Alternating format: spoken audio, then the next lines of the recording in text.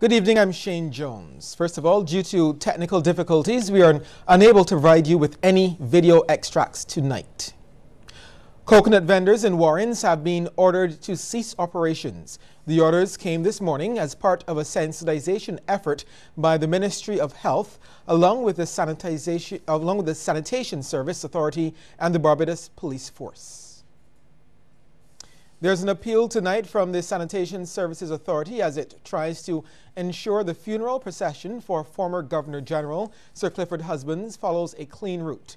SSA Public Relations Officer Carl Padmore is asking residents living along the roads to the procession not to put out garbage after a certain time. Mr. Padmore also outlined the route, which starts at Lyndhurst Funeral Home and ends at the St. Lucie Parish Church.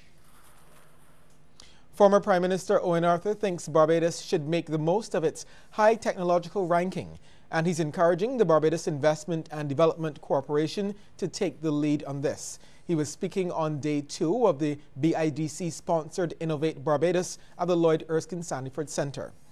Mr. Arthur also thinks a new type of international business sector can be created in Barbados that makes the most use of technology. Tourists are pleased with the move to rename Westbury New Road after Barbadian superstar Rihanna. The official name change will occur in a few weeks on November 30th to coincide with the island's 51st independence anniversary. The street was chosen as it is the site of her childhood home. Work started earlier this week with the pavement and road in front of her former home being repaired. Scores of tourists pass through the area daily to get a glimpse of Rihanna's former home. A CBC team spoke to the family from Baltimore in the USA. Meanwhile, current and former residents believe the decision to rename the street is a fitting tribute to Rihanna. We'll take a short break here and come back with more news.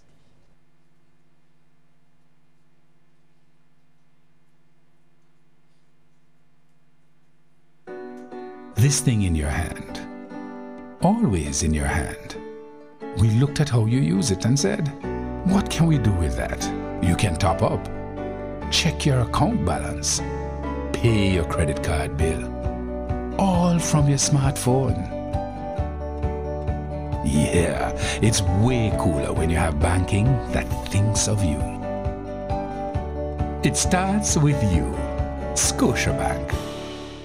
Julie's Party Rentals invites you to the album launch of Lady Virtue, No Violence, Just Love at the Lloyd Erskine Sandyford Center, November 4 from 8 p.m. with guest artists Twin Man, Amber Orlando, David Medford, Melody Man, Shirley Stewart, and Jamaica's Warrior King. Admission $45, at the door pay more. Sponsored by WOW, DB Productions, Illusion Graphics, CBC, Trident 10 TV, Starcom Network, Creative Renovations and Finishes, Capital Media HD, and Yellow Media.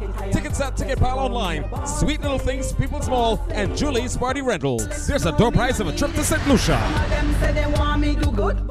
Shoes. Megville is having a $29.95 shoe sale on selected items for 1 week only. Go to Megville for good shoes at good prices. Located on Palmetto Street, High Street, and Tudor Street, Bridgetown.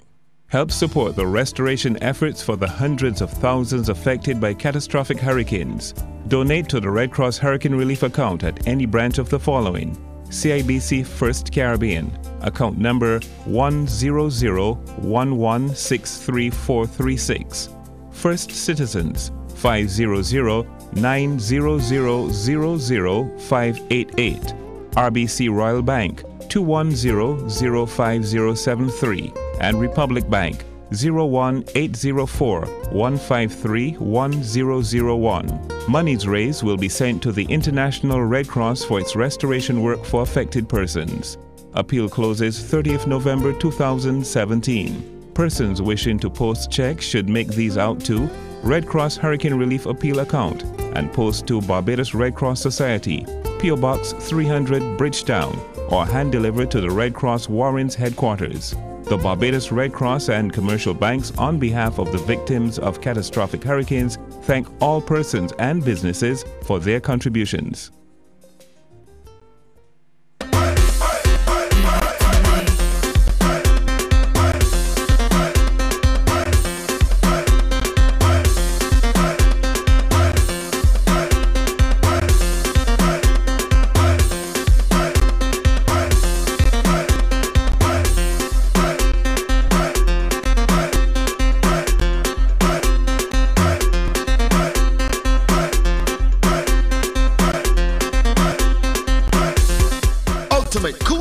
to November 25th. Tickets available at Cbc The Pine, Superstyle Shoe Shops at Sky Mall and Bridgetown.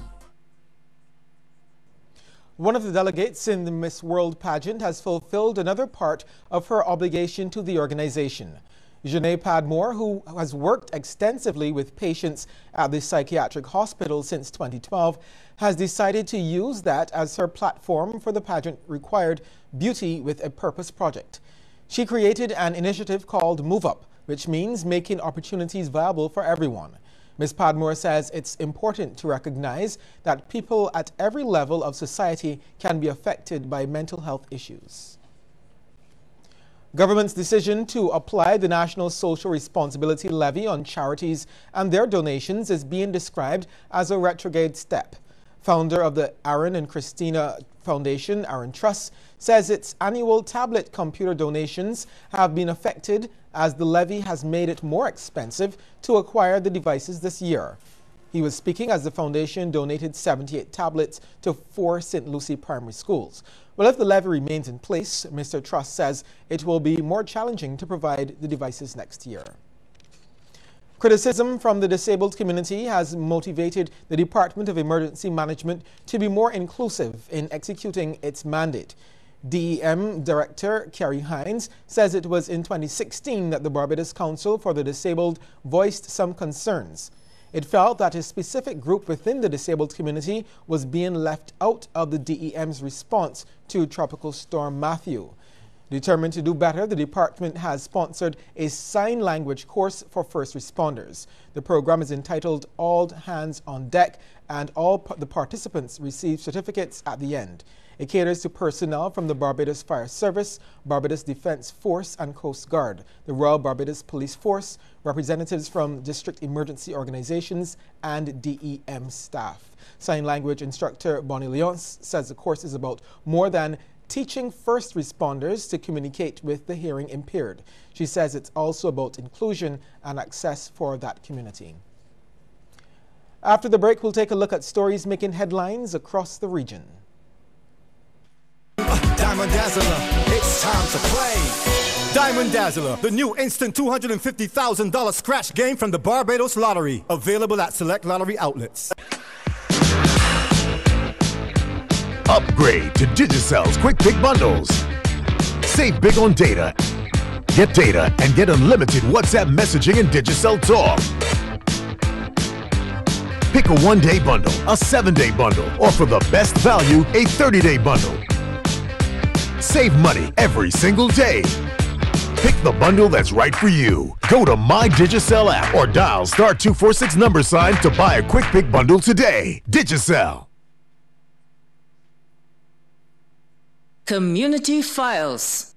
In recognition of World Town Planning Day, celebrated annually on November 8th to promote the role of planning in creating livable communities, the Town and Country Development Planning Office will host a Customer Appreciation Day on Friday, November 10th. It will run from 9:30 a.m. to 1 p.m. and there will be health checks available to all who attend. Jamaica is ranked in the top 5 countries globally for violence against children under 4 years old. It is also in the top 10 countries for the murders of adolescent females. That's according to United Nations Children's Fund UNICEF representative in Jamaica, Mark Connolly. The UNICEF rep is also taking issue with the continued use of what he calls violent discipline in schools. Mr. Connolly says Jamaica has one of the worst records for children abuse against infants. He says the main perpetrators and parents are parents and caregivers. St. Lucian Prime Minister Alan Chasney has lauded a decision by the Organization for Economic Cooperation and Development to change the way small island developing states are classified as high or middle income countries based on per capita income. Chasney says the decision was taken at an OECD board meeting and has described it as a massive breakthrough. According to the World Bank's classification, the majority of small states are categorized as middle or high income, despite the fact that the GDP per capita does not capture vulnerability to economic and environmental shocks. Mr. Chastney explains that after the hurricanes that have battered the region, the United Kingdom took the lead in presenting the case for small, vulnerable countries like St. Lucia. A quick look into the world of sports is just ahead.